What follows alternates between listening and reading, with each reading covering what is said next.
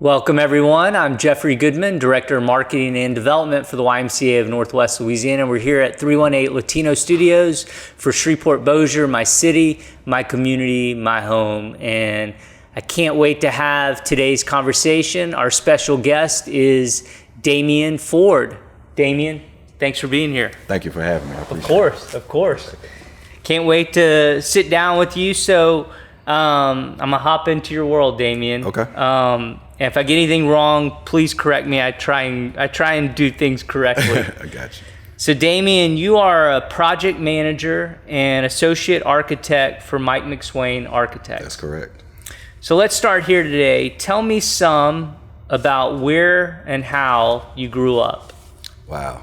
Okay. So my parents are originally from Shreveport. My mom and dad, they both grew up here. And my dad, when he graduated high school, he decided to join the military. He joined the Air Force, and that took us on a journey.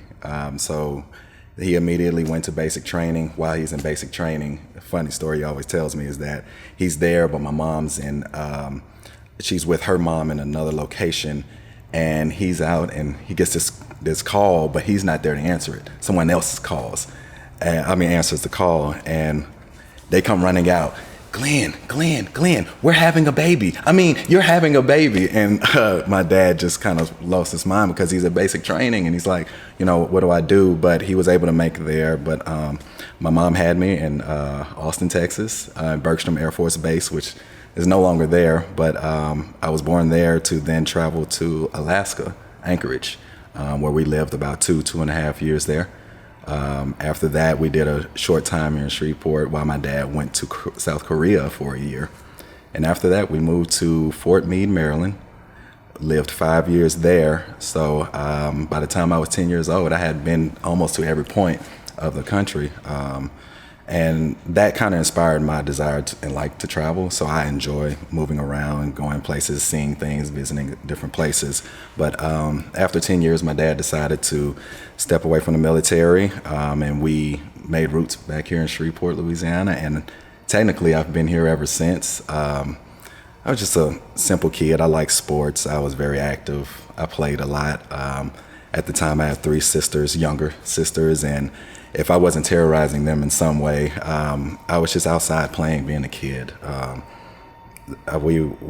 neighborhood I grew up in, we had friends in kind of different areas, and you just kind of go over to everybody's house and see who's home, and if they're home, okay, you want to go play basketball, let's go play football, whatever it is. And so that was just kind of my childhood growing up. And at elementary school, middle school, high school? So elementary school was in Maryland from 1st through 4th grade. And then when I moved here in 1996, 5th grade, I started there, 5th grade in my elementary, which was kind of interesting coming from Maryland to Shreveport at that time. And which school were you attending when you came here? When I came here at Cattle Heights Elementary School. It was ironic is my 5th grade teacher was also my mom and dad's teacher at one point. So he had taught long enough to see the entire, generation come back around. But I attended there for a year, trying to transition from Maryland to here. It was an interesting process, trying to fit in, trying to learn the cultures of things. But then from 6th grade, it was a journey again. Even though we were here in Shreveport, my mom and dad, they split up and divorced right around my 6th grade year. So 6th grade, I attended Hollywood Middle School, but I didn't enjoy as much. Didn't feel like I fit in. So my dad lived in a different part of the city. So he said, "Hey, you want to come over here and try out?" And I said, "Sure." So 7th grade, I'm at Uri Drive Middle School. Loved it. Loved Uri Drive and loved everything about it. But I missed mom, right? As most boys do. It's like, I miss my mom, right? So I moved back with my mom and attended 8th grade at Turner Elementary, elementary, middle school. So just kind of bounced around there, but it kind of just fit my life at that point because of the military and moving around. So I adapted well, I adjusted well. I felt like I was able to make new friends everywhere I went. And from there, I attended Huntington High School, did all 4 years there. So no more moving around. Ran track while I was there, Huntington High School, and also got into art. got into art very heavy. I always drew as a kid, but once I realized, I can make this an elective and I can choose to do this, I started drawing a lot and had these. Did you ever have any formal drawing? Like, how did you first know you could draw? It's so ironic. I don't remember the first time I said, "Oh, wait, I have this talent." But what I do remember is my friend of mine, he and I would draw tennis shoes. This was, 94, 95 in Maryland. We would draw tennis shoes because at the time that was the thing for basketball athletes. The shoe was becoming a thing. It wasn't just Converse anymore. Now it's Reebok, it's Jordans, Nike. So just kind of seeing all those, we would just draw random shoes and get different ink pens with different ink colors and just color them in just to make our own kind of things. But that started to transition to how-to books from Book Fair, how to draw an alien or how to draw a person, how to draw cars. And eventually those started transforming into, now I'm just drawing superhero characters. I'm drawing the elements of spaces that I'm in, starting to understand depth perception, three-dimensional perspectives, 2D perspective, just a two-point perspective, just understanding all the different levels of space and conceptualizing those spaces. And that then in turn to, there's an elective, let's start taking art classes. This is in high school? This is in high school. The first year I was just in a basic standard art class, and my art teacher, she noticed my, the hand, if you will, for drawing. And she says, "Hey, I have an advanced art class. Next year I would like for you to take the class." Absolutely, no problem. I did not know what I was getting into. The advanced art class was not like an elective art class. It was a time demanding, and there was a lot of requirement that mentally I was not prepared for. I love to draw, but I wanted to draw on my own time. I didn't like at the time to have to draw when somebody else told me I had to draw. And I did well, but for an art class not to make an A and make a B, that just doesn't sit well. So I kind of resented that. I was like, well, you know what? I'm just going to just draw on my own time. I don't want to do art. So I didn't do art my junior year of high school. That year, I felt like something was missing. I struggled in other academic areas, and I didn't know why. And I talked with the counselor, just because, and when I say struggled, remember, I'm speaking A's and B's. So if I'm making C in this class, I'm struggling. And so I spoke with the art counselor, and her thing was, well, let's look at what's going on. And she looked at my schedule, and she said immediately, "You have no electives. Is there a reason why you don't have an elective?" And I explained to her the situation. She says, "I think you don't have that time to decompress, to let everything else go and do something that you're enjoying, because you're constantly in the books or learning and studying and all those things." So she says, "Let's make it through this year.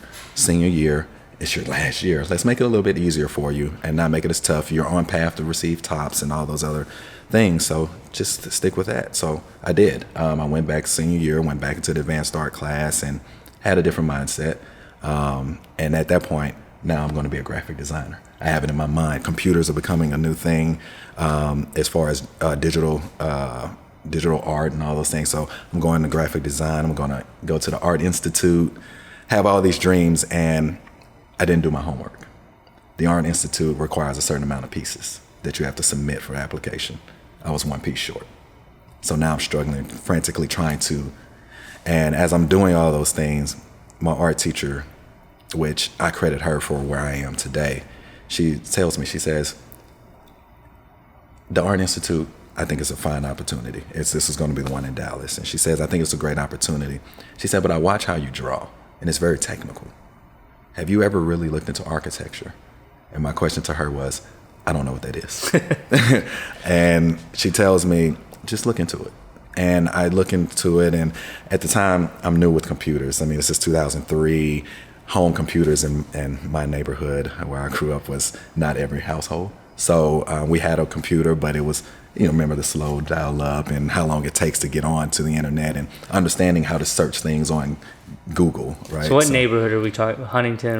So ironically, the way I ended up Huntington was because my mom moved at some point to off of Greenwood Road and Pines Road, the intersection of Greenwood and Pines Road, an apartment complex there.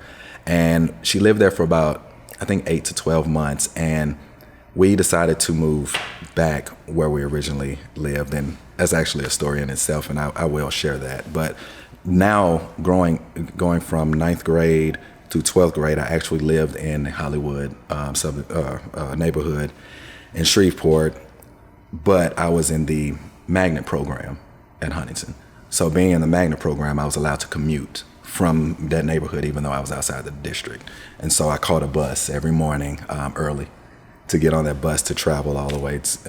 And we're going through the entire city, picking up other students that are in this magnet program. So you're talking a 45-hour-long bus commute just to get to school. Let me kind of redirect you for a second. I wasn't thinking about asking you this, but you talked in the beginning about, I think you were saying, like, I grew up in a neighborhood, we just like would, go play basketball or go do this or that. Right. At high school, I mean, you're being transported to an area outside of where you're living and your residence. Mm-hmm. What is your life like in your neighborhood? Are your friends and the people that you're spending time with the people in your neighborhood, or are you spending time with people from Huntington who are living in a different neighborhood? Or just tell me a little bit about kind of your social life at that point. So it was a mixed dynamic of friends. For the most part, it was friends within my neighborhood that I grew up in. Those were the people I knew. I grew up with those people. I literally, 8th grade, I broke my arm playing basketball at a friend's house who lived around the corner. I was 2 years younger than, I call him a brother, but it was a friend that I had who, he took care of me. He made sure that he kept an arm around me and made sure that I stayed out of trouble, made sure that I made good decisions. So he was 2 years older, so if I wanted to go somewhere, he had a vehicle, I would ride with him. He would do all the things for me that I couldn't do because of my age and being younger. And where are most people in the neighborhood going to high school? Fair Park. Okay. Fair Park. Some went to Woodlawn. Okay. So it just kind of, as far as my neighborhood goes, no one else caught that bus that I was in my neighborhood where I grew up. Nobody else went to Huntington from my area. And did you ever have moments where you felt like, I want to be at Fair Park with them, or I want to be at Woodlawn with them, or I'm missing out, having some kind of different sort of FOMO? No, honestly, no. And the reason being, at that time, it was tough growing up where I grew up. There was a lot of influences. There was a lot of trouble. There was a lot of things to get into that would lead you down paths that, for me, didn't fit what I was looking for. I had the fortune of upbringing with my mom and dad, even though being separated in different households enforced rules. They enforced manners. They enforced being a stand-up citizen in whatever capacity that means. So, and as you look at like some of your peers or some of the people that you're seeing in the neighborhood, and you think about like what their trajectory was and where they were heading, you attribute the difference between kind of where you were headed and where they were heading to your mom and dad? Mainly my mom and dad. My dad was strict, of course, being military, and strict may be a tough term, but I think if I just had to boil it down, he was strict. He was very disciplined, and he kind of demanded that same kind of discipline from me. I remember, just for an example, my dad would always ask me in the morning, "Are you dressed?" And I would say, "Yes, sir, I'm dressed." And he would say, "Have you brushed your hair? Have you done the X, Y, and Z?" I said, "No, sir, but I have my clothes on." He says, "That I didn't ask you if you had your clothes on. I asked you were you dressed." And that type of discipline is what I mean. Is dressed is an entirely different thing. Are you presentable? Have you made yourself to where when you step out of the door, you're presentable to the rest of the public? So those types of things that my dad kind of always kind of made sure of. And my mom was zero tolerance on trouble. I laugh because, and she's probably going to kill me if she watches this and sees I said this, but she never upheld it. But there was always, when grades come around, say at that time I told you I'm struggling, I make a C. and I'm not performing to what she knows I can perform to, she says, okay, you're grounded until the next report card. It's like, that's 9 weeks away, well, you're grounded until 9 weeks, get it together, right? She never upheld the 9 weeks, but she always made sure that we understood that this is the most important thing in your life right now, and you have to go get that education. And the trouble that ensues outside, that has nothing to do with you. You're in this house, you're here, you need to make sure that you do the things that you need to do here. So they were absolutely a key, pivotal part of that. There were a couple others. My grandfather, he passed away when I was 16, but he was the person that I kind of looked up to as far as being a man. He took care of his business. He woke up every morning to go to work.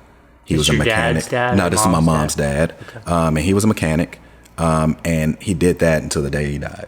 And he would go every morning, never called in sick, never made an excuse. And not only did he do that every day, when he gets home, there's a line of cars from family members, from people up, down the street or whatever, who need their cars worked on. And he goes right to work on theirs. And he just always was a hard worker.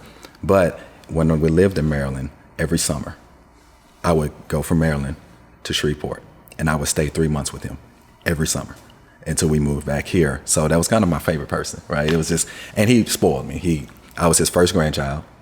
I was his only grandboy. So anything I wanted, I got it. He would leave me $2 under my pillow when he would go to work. I would be there with an uncle who would stay there and kind of watch me during the daytime. And those $2 every day, I would be able to go down the street. He had the candy lady house to where you could go buy your Skittles, your pickles, your Cool Cups, or whatever the case may be. $2 every day. And $2 at the time got me a lot of stuff. So, but he was a big influence. And when he passed, the thing about him was he always said to get your education. That was his motto, get your education. And so I had to make sure that I fulfilled that wish that he had. And other than that, I'm going to say just my family in general. I saw a lot of violence. I saw a lot of heartache with family members growing up. But for whatever reason, my family, and I say extended family because my great-grandmother, my granddad's mom, she had 13 children. And those 13 children then had children. So imagine a massive family that always got together, always spent time together. And no matter how much trouble either the family got into or there was in the neighborhood, it seemed like they would not allow me to partake in those things. If there was something going on, Damien, you have to stay here. If we know we're going to do something that you don't need to be a part of, you can't go. And I never understood why can't I go? Why can't I go? And I believe they saw something in me that I didn't see. And they kind of wanted to keep me away from the troubles that I could have gotten into. I always tell people that there was a point in my life where I had to make a left or a right turn. And I'm glad I didn't make that left turn. I made the right turn. And I think it's because of all those people in my background in life. So it's awesome. All right, so you were kind of going there, and I cut you off. No. So how did you end up in architecture? How did you end up being an architect? So once the Art Institute did not work out, I looked into architecture, but again, with limited knowledge, kind of growing up and access to things, when I saw architecture, I saw houses. And so I said, that's nice, but I'm not sure that's what I want to do. And so I decided I was going to college. Since the Art Institute didn't work out, I'm going to go to college. And there was only one school, honestly, that even showed interest in me. Why, I don't know, but Louisiana Tech. I had so many brochures from Louisiana Tech, and I said, okay, this is where I'm going to go. And I get there for orientation. I'm in graphic design, all right, mind you. I've enrolled in graphic design orientation, and they do an assembly meeting before with all these orientation students, and they give the speeches and all the things, and then they say, okay, we're going to call out all the different majors, and if you hear your major, you go line up in this particular section. One of the first majors they called was architecture. And I was like, huh. So I decided, I got up and I went with the architecture group. And I get there and again, I'm still like, why did I do this? I don't know if I want to do architecture, they start doing their presentations on selling us as students on architecture and the program and everything. And I learned there that architecture is not just about houses. It's about creating space. It's about designing a world. And as I saw that, literally eyes are getting big. I'm starting to get excited. And I'm like, yes, I think this is what I want to do. And then it comes around to where you have to fill out your form for your classes. And there's an advisor who's going to come around to help you, and he's handing everybody their forms, and I don't have one. He says, "What's your name?" And I said, "Damien Ford." And he's looking.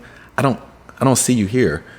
I said, "I don't know if I'm supposed to be here," because I actually signed up for graphic design. And he said, "Okay, that's the problem. We don't have you on that list." But he gave me a form. He let me fill out what classes I wanted to take. I showed up in the fall, and there we are. I became an architecture student that was a kid in a candy store. I was so at home. I was so loving what I was doing and what I was able to experience.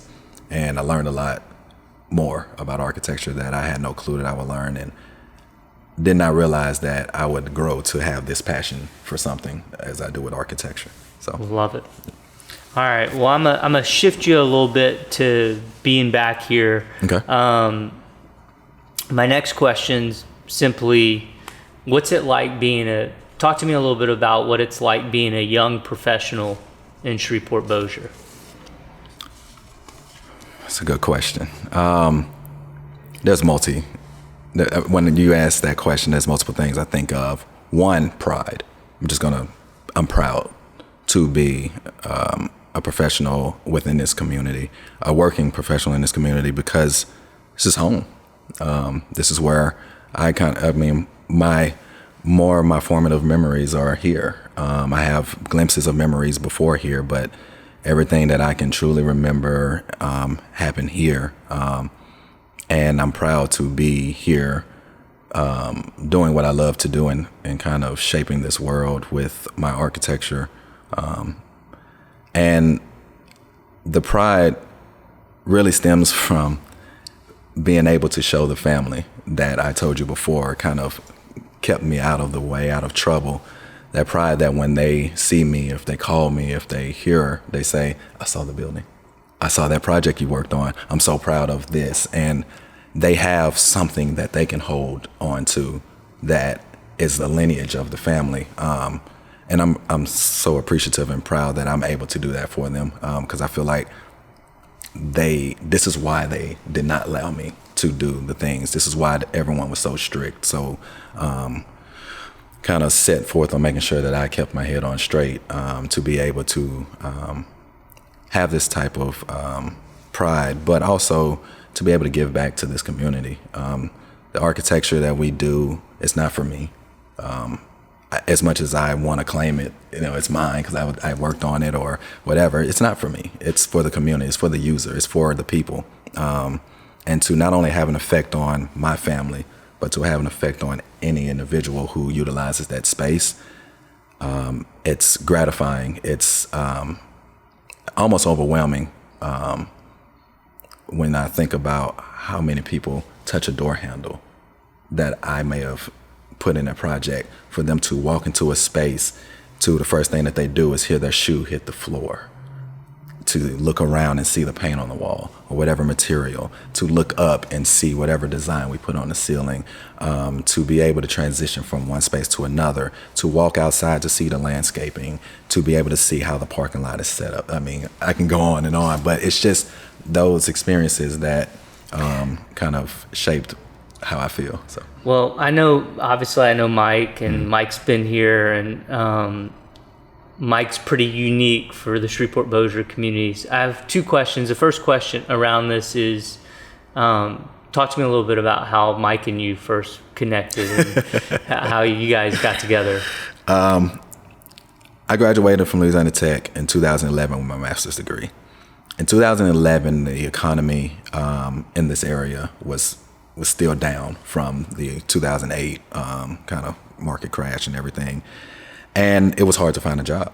So for 8.5 months after I graduated, I was a full-time employee at Sears, I worked in the electronics department, making commission on selling electronics, TVs, at the time, DVD players or whatever the case may be. And I'm looking and thinking like, oh man, what's happening right now? And let me interrupt one sec. For you folks out there who don't know this, there was a Sears at Mall St. Vincent, which no longer exists. That's correct, right? It does, but that's actually not the one I worked at. Oh, okay. I actually had to commute from Reston to Monroe. Okay. I worked in the Sears in Monroe Mall, which is no longer there either. Okay. But yes, I forget Sears is not a thing here anymore. But I had to commute. I did a 30-minute drive every day from Reston to Monroe. And I worked there for 8.5 months, and I was putting in applications everywhere. Out Dallas, Madison, Wisconsin. I don't even know how I ended up looking at Madison, Wisconsin, but just putting out resumes and get some callbacks and get some bite, but nothing ever held tight and held firm.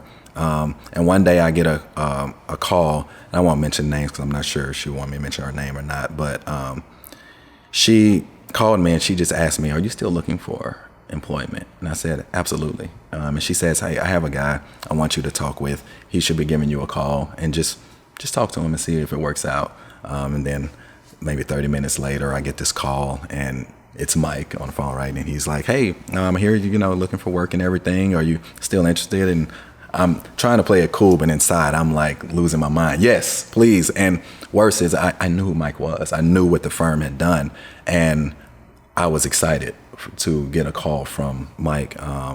And so he scheduled an interview, and I drive in and I meet with him. And as Mike fashion, we're about halfway through the interview, and Mike says, "Man, something just came up and I actually have to leave." And I'm like, "No, what does that mean?" But terrible. But yeah, he had another guy there too who was interviewing with me, and it all worked out. I started working with Mike in June of 2012, and it's not just been a boss-employee relationship. It's been a friendship with Mike and I. Mike's put a lot of trust in me, but he's also given me a lot of wisdom, a lot of advice, a lot of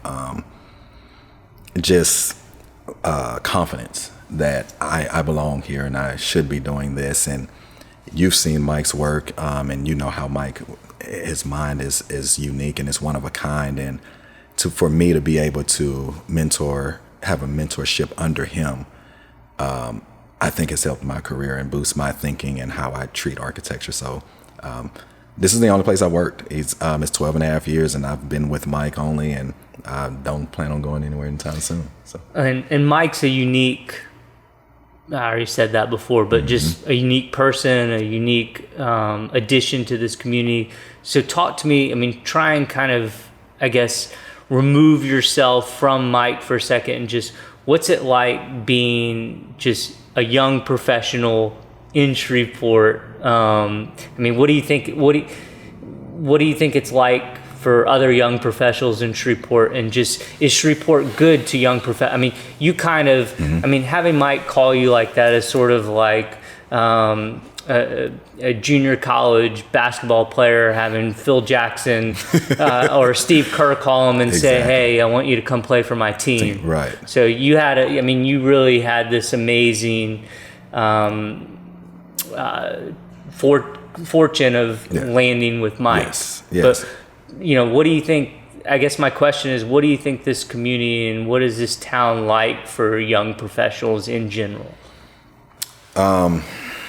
It's a hard, honest truth on that question, and not to take anything away from the community, but I believe it's difficult to grow as a young professional here, and not because of anything other than it's hard.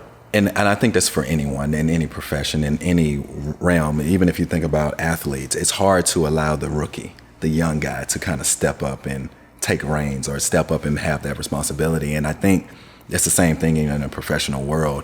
You see a young individual and they have to earn their stripes, if you will. And here within the community, I think that means a lot. You have to kind of pay your dues. You kind of have to get your feet wet a little bit before you can just go out and jump out in that pool.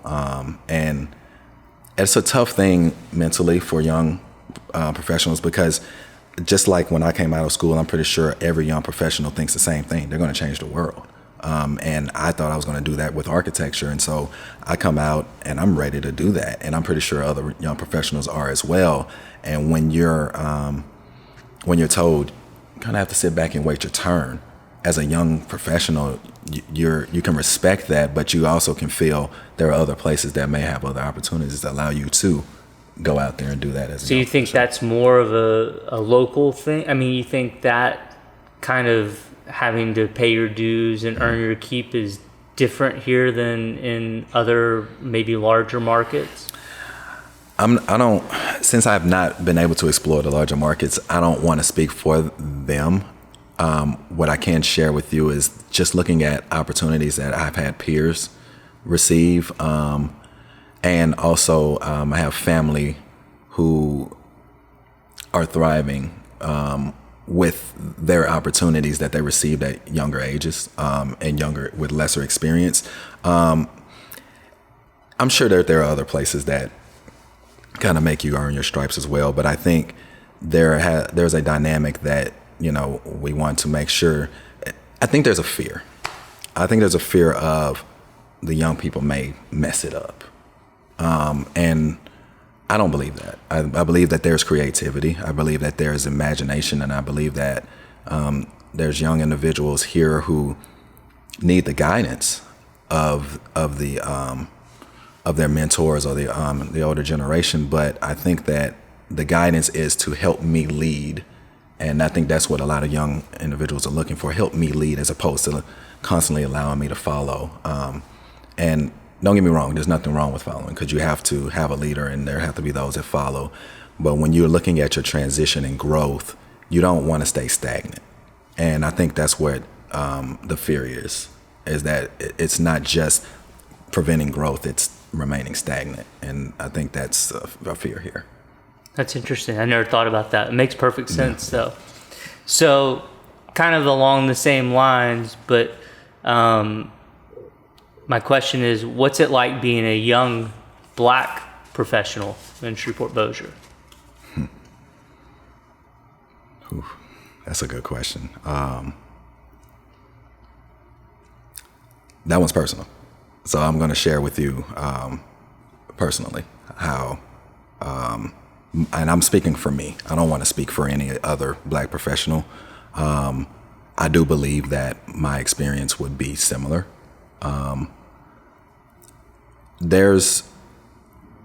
Mike has afforded me the opportunity to progress within this career. I've been able to sit in meetings with a lot of important individuals. I've been able to sit with clients, interact, manage projects. The list goes on. And in the 12 and a half years that I've been doing this, I think this is even exaggerating in the positive light, but I'm gonna say 5% of the people that I sit with are black individuals. Most people that I sit down with are white males. And at the beginning of my career, that was intimidating. It made me feel like I didn't belong. It made me feel like I may not be in the right place. And no one ever said that. No one's ever displayed that. But when you struggle to find familiar looking people, or if you find that you're the only one, it leads you to ask questions. What does that mean? Why am I the only one? Where's the disconnect, or am I in the right place? And as a black professional here, I want to change that. I want to be able to look in a room and see a diverse scene. I want women, people of color, all colors, shapes, sizes, everything. I want to see more of that. And there's this stigma that black people can't make it professionally. And I think that's within the community.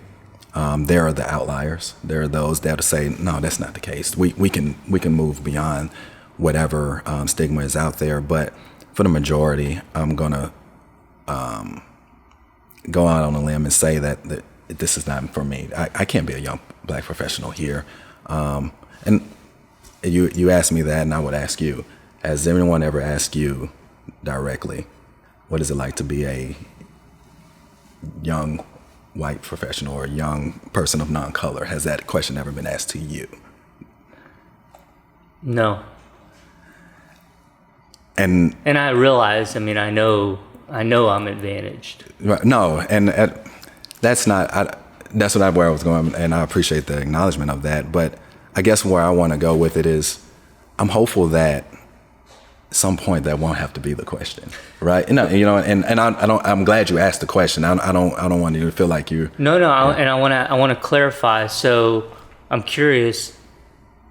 There's a lack of other black people in those meetings, or 5% or less. Is it because white people are doing business with white people and black people are doing business with black people, or is it because the black people in town aren't in a position to financially to have these types of projects that are being presented to your firm? Like, what is the underlying cause for the scarcity of black people in those rooms? I think all of it. I think all of those things apply. If you take the idea that, yes, and I believe there are white people working with white people and black people working with black people. There's, again, if I talk about the stigma,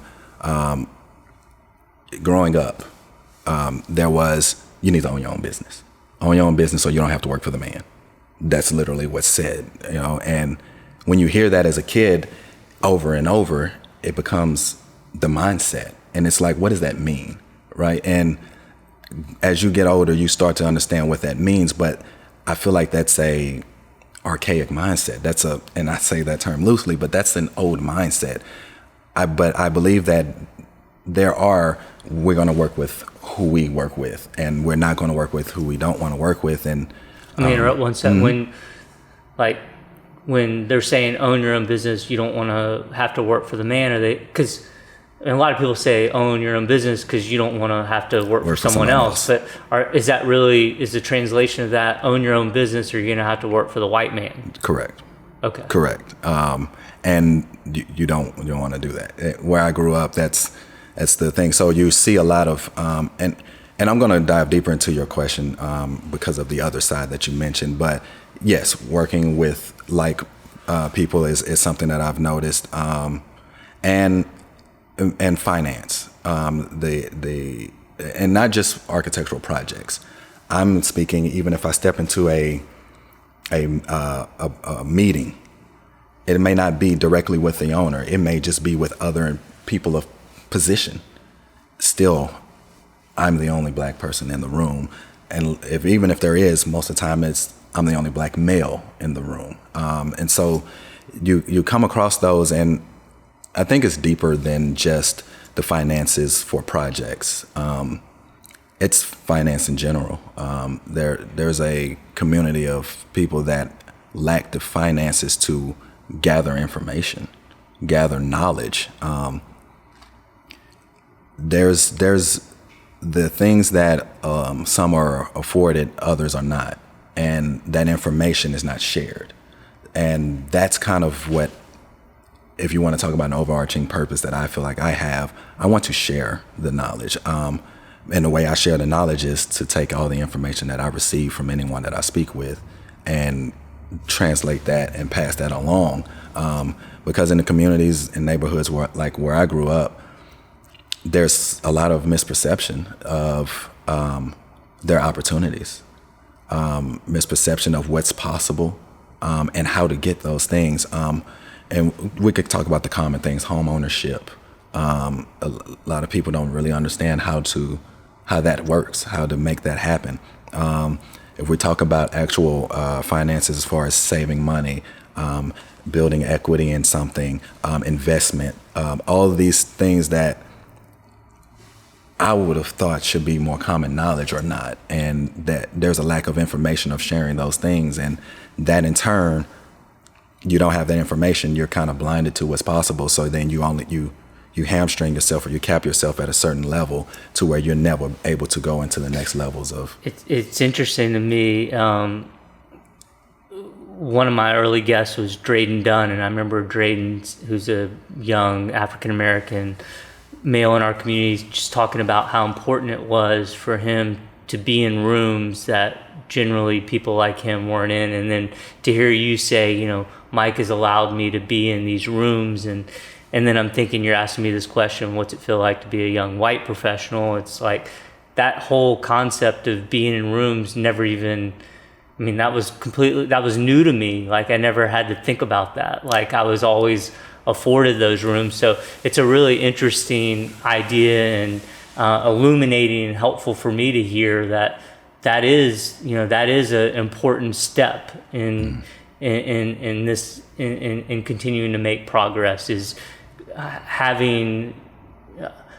allowing more types of people to be in more rooms than they were previously. A couple of things I will share with you. When I started to notice this. This was one project I worked on, I think it was maybe 2014, 2015. And this one's more just about the age and being a young professional. I walk into a room, and this is a meeting, and it's a big meeting for a project. And when I walk into the room, I sit down, I look around, a lot of older white males. And the conversation at the table when I walk in was retirement. And again, nothing negative, but the discussion is, what are we going to do in the next 3 to 4 years when we retire? And here I am, I'm in my 20s, like retirement's so far away from me, I can't even interject in the conversation if I wanted to. But again, just looking at, I'm the only one not involved in this conversation, because again, Mike afforded me that opportunity to be in that room at such a young age. But then when I hear this, my mindset is, well, how do they view me? Is there a level of respect on my knowledge that I have? Are they going to also respect the fact that I am still learning as well? And that, are they willing to potentially open their ears to listen to what I have to say? All of those things start to come into play, because I feel I look different. But if I were to go in any other room and there were more people that look like me, or just diverse, I may not have that same thought or feeling, because now there's a multitude of people, and that feeling. And did you choose in that situation to interject, or did anyone kind of go the extra mile to engage you? No, that conversation stayed amongst them, and once everybody was ready to have the meeting about the topic, we then progressed to the meeting about the topic. And ironically, I have to lead the meetings. Just within our profession, most of the time when we have these type of meetings, we kind of lead it, because it's either design oriented or technical information that we have to. So again, I'm leading the meeting by bringing up the topics that need to be discussed. Again, are they going to receive me kind of leading this as clearly the youngest person in the room? So it's just a weird thing that I kind of experienced. Another separate experience, and this one's more about kind of status, maybe. I was afforded an opportunity to meet with 2 individuals, and we were just talking about committee memberships, and just wanted to see what my availability was to join particular committees and whatnot. And this meeting was held at the Petroleum Club. This was the first time I'd ever been in a petroleum club. I've heard about it. It's almost kind of fantasy in the world where I come from. It's a place where a lot of rich people go. That's literally that's just where the rich people go. And I had the opportunity to go and eat there, and I was invited. And what's the weird dynamic was, when I walked in again, I'm pretty sure I was the youngest person in the room. And not only the youngest person, I was the only person of color that was sitting eating. But I wasn't the only person of color there. I have a server who comes to my table, and it's a weird dynamic, and I can't explain it, but it's when I'm in a suit and tie, or if I'm sitting at an event and I'm the guest at the event, and then there's another person of color that comes to me and they're the server, and there's this eye contact that's made. It's a weird thing. It's almost it's two different feelings at the same time. One feeling is, how did you get here? Why are you here? And then the other feeling is, good job for getting here. And I don't know how to explain it, and it's no words, but it's just that kind of nonverbal communication that happens. And neither is resentment. Like the first isn't tinged with resentment. It's curiosity, and the other is pride. I feel like it is. It feels like it's curiosity because within the Black community, there is a sense of pride. When you have those who exceed expectation, who excel, there is a sense of pride. And there may be some resentment, but I don't think that's the majority. I think the majority looked for the advancement, the growth. And I think when I sit in those rooms, that's what I kind of feel, that how did you do it? But at the same sense, I'm glad you did it. And those type of situations make me feel good, but also I wish I could help, whatever, because it always gives a look of, I don't know how to.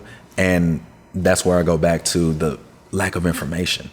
I feel like if there's just more information at younger ages that people can get, then that can just kind of help them, boost them up a little bit to where they want to be. I'm not trying to make everyone be at a particular status, but if they want that opportunity, I want to be able to afford them that opportunity. So again, pushing back to my mission of just trying to share information. I don't hold anything. If someone tells me information and it's useful, I want to share it. I want others to be able to know how those things work.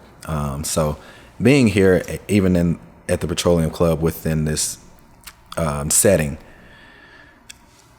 looking out of the window, this is when I realized a disconnect that bothered me to my core.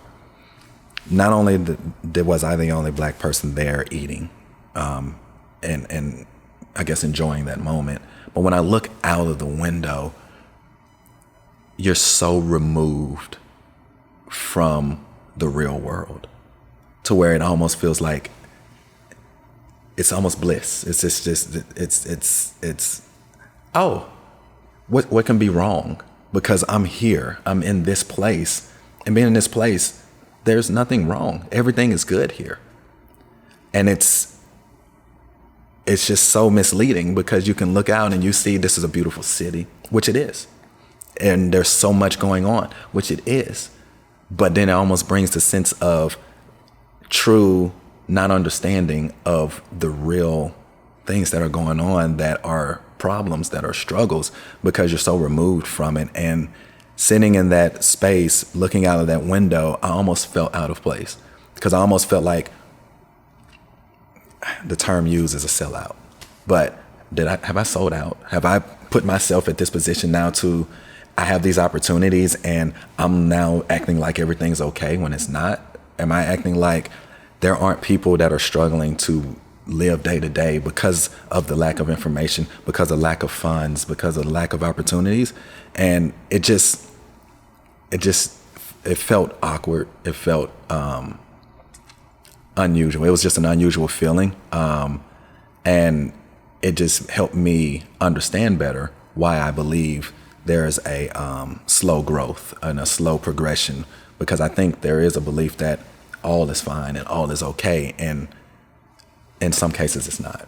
So and it's easy to disconnect. Yeah, absolutely. Everybody that's there, there's a common ground there. Everybody understands each other. And so if there's that common ground, I'm okay and you're okay, so then that person next to you is okay. And so now we all think everything's okay. But there's a disconnect from those that are down on the ground level, that actually are experiencing day-to-day life that's not okay.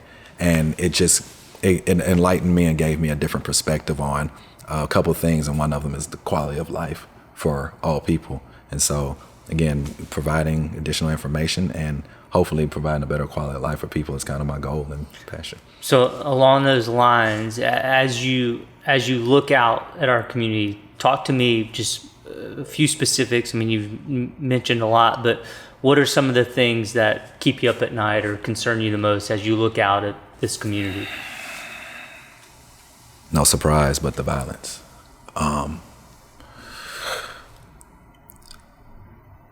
The background, where I come from, again, you make a left or a right. Most people make a left.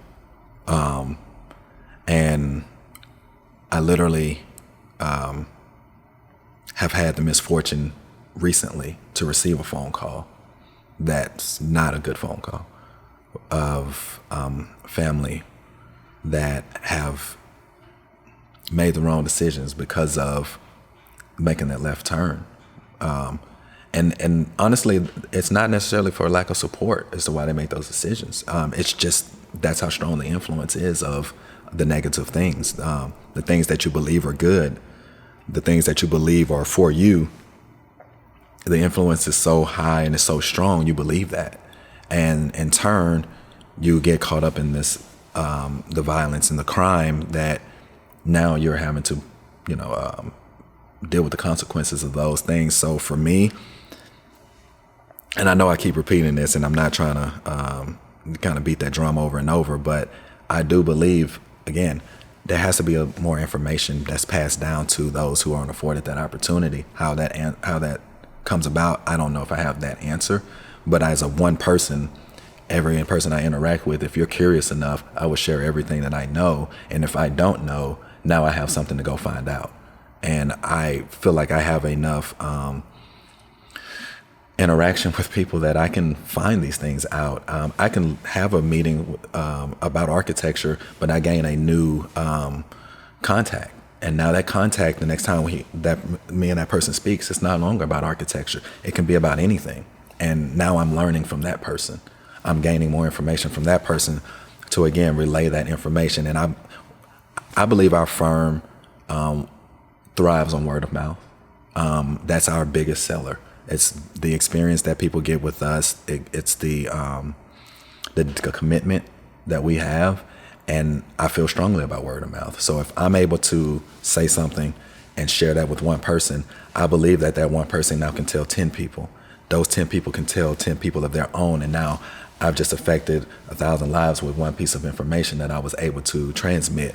And I'm hopeful that can be the thing that no longer keeps me up at night, if you will, about the area. That is a big thing that troubles me. I have two sons, an 8-year-old and a 3-year-old, and I would be devastated if I had to receive the phone call about my kids.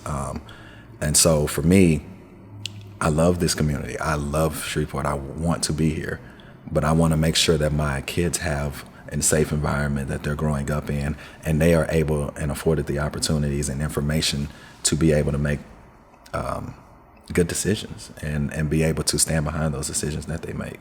So hopefully I answered that question. Yeah, that's perfect. Okay. And on the other side of that, just what gives you hope about this community, just as you look out in the 12 years since you've been with Mike, or since college, since you've been back, what do you see that makes you think we're progressing here, we're moving in a positive direction? That I have the opportunity to sit here with you. And I'm going to speak personally, but me being here right now and having this opportunity to have this conversation with you gives me hope. Because you've allowed me and accepted me to be here with you to have these conversations. And even though I do feel that I may be out of place sometimes, those others never said, you don't belong here. And they've invited me over and over again to be in different places. And Mike's allowed me to be in different situations, and to be, whether it's invited or whether it's per my job, to be able to see myself going different places, that gives me hope. There are more young individuals that I've interacted with here, maybe the last 2 or 3 years in this community, that are striving to want to excel and do a little bit more and figure out more things. I believe that there's a shift. I believe that there's a tide that's happening. I'm curious, do you ever have, I thought it was fascinating what you said about the server at the Petroleum Club. Do you ever have white people I mean, I'm doing it a little bit today, but do you ever have white people who are either curious or who are proud? Yes. First off, my biggest champion is Mike. Mike tells me over and over that I'm one of the brightest people that he's ever come across. He thinks that I have all the talent in the world. And I think because of what he sees in me allows me to have these opportunities. So absolutely Mike is one, but I do. There's a lot of people who ask.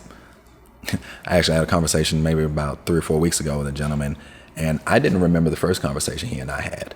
And he reminded me about it, and he followed up and asked me, what is the dynamic like now? What do you feel like now? And he and I had this conversation maybe 8-9 years ago, and for him to follow up, and again, just trying to learn and understand different cultures and different types of people, that's another thing that kind of gives hope, is that there may be those that are sitting in the petroleum club that are looking out and thinking that everything is okay, but also are willing to ask, is everything okay? And I am experiencing that is becoming a trend, that the people want to know a little bit more, because the more you know, the better you understand, in hopes that you're now able to help or assist and kind of allow others to progress. Because at the end of the day, for me, I just want to be able to walk into a room and be considered equal, be the same. I don't want to be better than anyone. I don't want to take over. I don't have world domination on my mind. I don't want to do that. I just want to be able to have a fair shot and be able to walk into a room and feel like you look at me and respect me the same way that I look at you and I respect you. And I think that's something that a lot of people want, and I believe that is trending in that direction. Well, Damien, those are my set questions. Okay. Are there things I didn't ask that you want to get into or share? We have all the time in the world if you do. No pressure, but...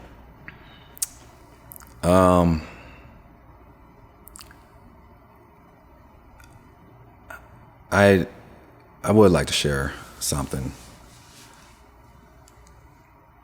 I've been it's a tough world to be a professional in, and not because of the community. It's tough with people. Being a black professional, there's, like I said, a majority of people, they love to see when you succeed. But there's a weird dynamic that is shared, that if I walk into a room and it's just full of black people, I don't fit in.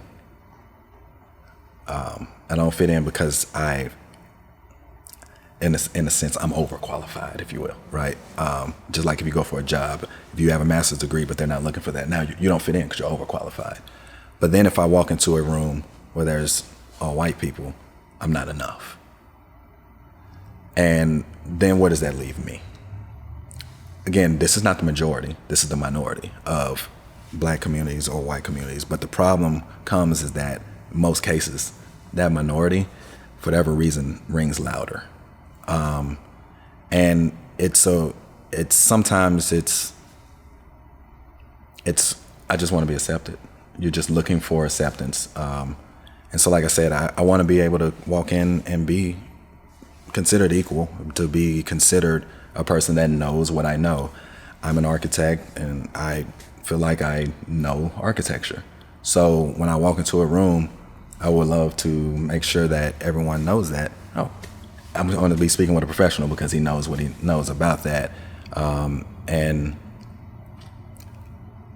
I bring that up because I think that's what everybody is looking for that struggles with this. They all just want to be considered equal and be considered the professional in whatever they are, whatever they do. We praise athletes who come from rough backgrounds and idolize them.